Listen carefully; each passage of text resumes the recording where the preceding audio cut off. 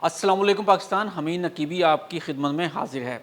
ناظرین، جہاں دور دور تک صرف ریت کے ٹیلے ہوں، جہاں میلوں تک نہ کوئی شہر دکھائی دے، نہ آبادی، نہ کوئی مصروف شاہراہ، وہاں اچانک بھاری مشینیں پہنچ جائیں، زمین کو کاٹا جائے، ریت کو ہٹایا جائے، پل تعمیر کیے جائیں اور پھر اسی سنسان صحرا کے بیچوں بیچ ایک نئی ریلوے لائن بچھنا شروع ہو جائے۔ سوال یہ ہے، آخر پاکستان کو اس ویران صحرا میں نئی ریلوے لائن بنانے کی ضرورت کیوں پیش آئی؟ یہاں ایسی کون سی چیز ہے جسے اس فولادی راستے کی ضرورت پڑ گئی؟ اور سب سے حیران کن بات یہ ہے کہ یہ کوئی چھوٹی سی پٹڑی نہیں، سینکڑوں نہیں بلکہ 100 کلومیٹر سے زیادہ لمبا ایک نیا ریلوے رابطہ صحرائے تھر کے درمیان تیار کیا جا رہا ہے۔ ہم اس پٹڑی کے ساتھ ساتھ سفر کرتے ہوئے جب آگے بڑھتے ہیں تو منظر بدلتا جاتا ہے۔ کہیں زمین ہموار کی جا رہی ہے، کہیں بڑے پل بن رہے ہیں، کہیں پانی کی گزرگاہوں پر تعمیرات کی جا رہی ہیں اور کہیں نئی پٹڑی صحرا کے بیچ دور تک جاتی ہوئی دکھائی دیتی ہے۔ ایسا محسوس ہوتا ہے جیسے ریت کے سمندر کے اندر کسی نے ایک نیا راستہ کھینچ دیا ہو، لیکن یہ راستہ آخر کس منزل کی طرف جاتا ہے؟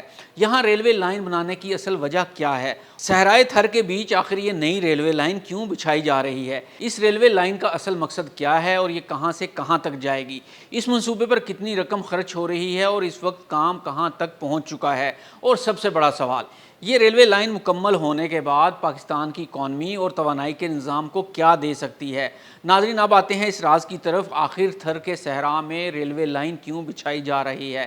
اس سوال کا جواب دراصل زمین کے اوپر نہیں، زمین کے نیچے چھپا ہوا ہے۔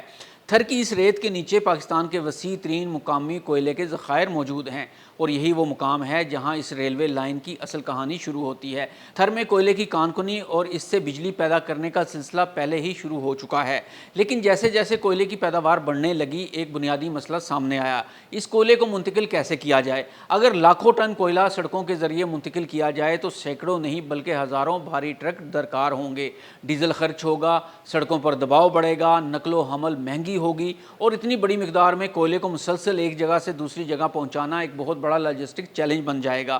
یہیں سے ریلوے کا تصور سامنے آتا ہے۔ منصوبے کے بنیادی حصے میں تھر کے کانکنی کے علاقے سے نیو چھور تک تقریباً 105 کلومیٹر نئی ریلوے لائن شامل ہے۔ البتہ منصوبے کے مختلف مراحل میں اس کی لمبائی 107 کلومیٹر اور حالیہ سرکاری بریفنگ میں 112 کلومیٹر کا عدد بھی سامنے آیا ہے۔ اس کے علاوہ بن قاسم ریلوے اسٹیشن سے پورٹ قاسم تک تقریباً 9 کلومیٹر کا ریلوے رابطہ بھی منصوبے میں شامل ہے۔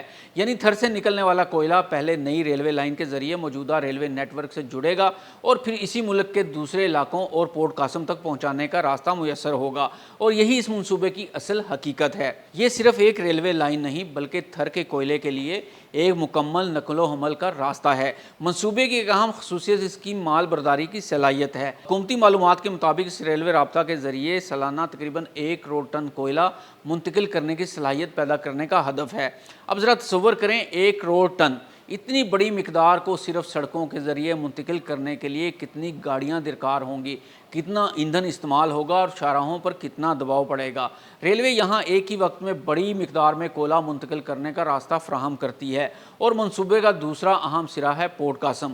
بن قاسم ریلوے اسٹیشن سے پورٹ قاسم تک تقریباً 9 کلومیٹر کا رابطہ اس لیے اہم ہے کہ تھر سے آنے والے کوئلے کو بندرگاہ اور صنعتی نظام سے جوڑا جا سکے۔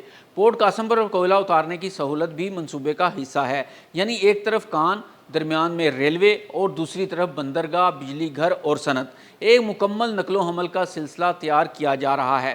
اب سوال یہ ہے کہ اس منصوبے پر کتنی رقم خرچ ہو رہی ہے؟ دسمبر 2023 میں اقتصادی رابطہ کمیٹی نے منصوبے کی تقریباً 53 ارب 72 کروڑ 60 لاکھ روپے کی نظر ثانی شدہ لاگت منظور کی۔ اس منصوبے کی مالی ذمہ داری بھی وفاق اور سندھ حکومت کے درمیان تقسیم کی گئی۔